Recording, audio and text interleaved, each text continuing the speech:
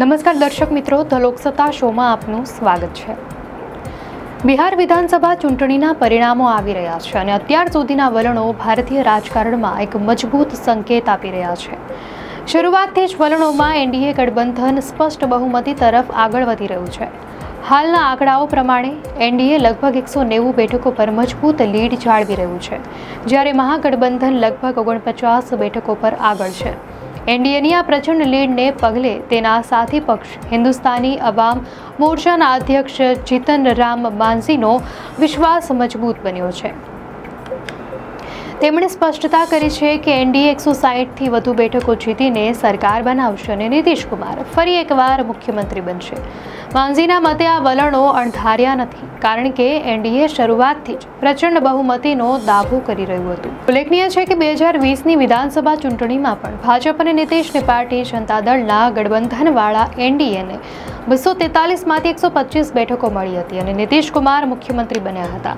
જોકે વર્ષ 2022માં નીતિશ કુમારે ભાજપનો સાથ છોડીને લાલુ પ્રસાદ યાદવની પાર્ટી રાષ્ટ્રીય જનતા દળ સાથે ગઠબંધન કરીને સરકાર બનાવી હતી, પરંતુ લોકસભા ચૂંટણી 2024 પહેલા તેઓ ફરી ભાજપના શરણે આવી ગયા। બિહારની રાજનીતિમાં નીતિશ કુમારની આ ઉથલપાથલની ગાથા રસપ્રદ રહી છે। નીતિશ કુમારનો જન્મ પટના નજીક આવેલા બખ્તિયારપુરમાં 1 માર્ચ 1951ના રોજ થયો હતો।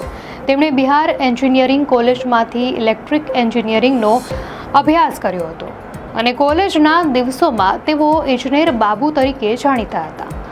એન્જિનિયરિંગના વિદ્યાર્થી હોવા છતાં તેમનો રસ હંમેશા રાજકારણમાં રહ્યો।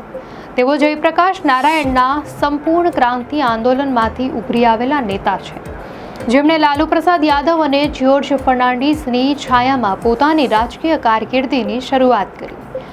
લાલુ પ્રસાદની છાયામાંથી બહાર નીકળીને સ્વતંત્ર અસ્તિત્વ સ્થાપિત કરવા માટે નીતિશ કુમારે લાંબી રાજકીય યાત્રા ખેડી છે। 1995ની ચૂંટણીમાં સમતા પાર્ટીને ઓછી બેઠકો મળ્યા બાદ તેમણે સમજી લીધું હતું કે રાજ્યમાં 3 પક્ષો એકબીજાથી અલગ રહીને સફળ નહીં થઈ શકે।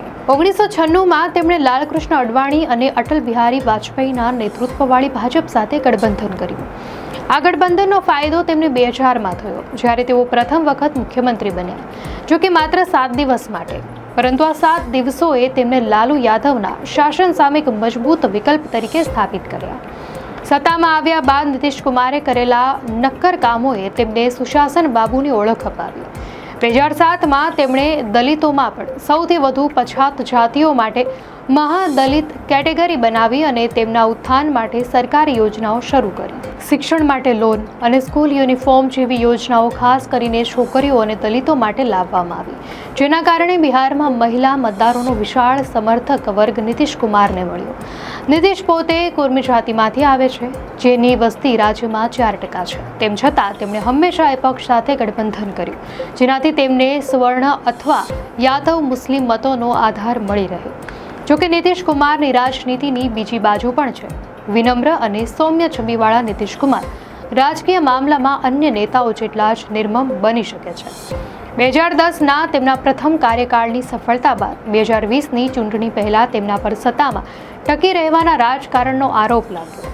2014ની લોકસભા ચૂંટણી પહેલા ભાજપ સાથે ગઠબંધન તોડીને તેઓ એકલા લડ્યા અને હારનો સામનો કર્યો। ત્યારબાદ 2014માં સ્વર્ણ મતો ગુમાવવા બદલ દલિતોને સંદેશ આપવા માટે તેમણે જીતન રામ માંઝીને મુખ્યમંત્રી બનાવ્યા, પણ માંઝીને માત્ર 9 મહિનામાં જ પદભ્રષ્ટ કરીને પક્ષમાંથી બહાર કાઢી મૂક્યા અને પોતે ફરી સત્તા સંભાળી।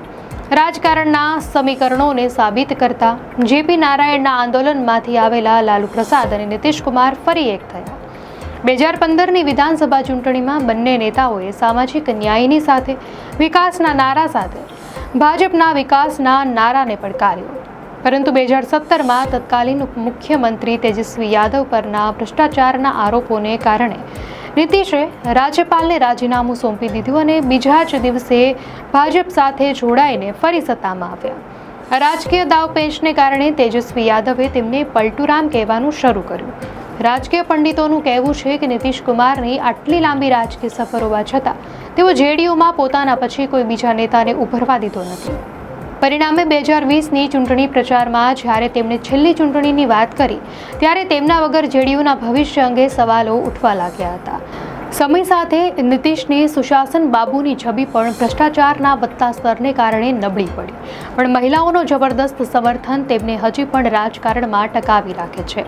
રાજકારણ સમીકરણ અને સંભાવનાઓનો ખેલ છે અને આ વાતને સાબિત કરતા નરેન્દ્ર મોદીની સાંપ્રદાયિક છબીથી દૂર રહેવાની વાત કરનાર નીતિશ કુમારે 2019માં તેમના માટે વોટ માંગ્યા અને 2020માં વડાપ્રધાને નીતિશ કુમાર માટે વોટ માંગ્યા. દર્શક મિત્રો, આ માહિતી આપને કેવી લાગી? આપની પ્રતિક્રિયા અમને કોમેન્ટમાં ચોક્કસથી જણાવશો. અને જો આપને આ વિડીયો સારો લાગ્યો હોય તો વિડીયોને લાઇક કરો અને ચેનલને સબસ્ક્રાઇબ કરો.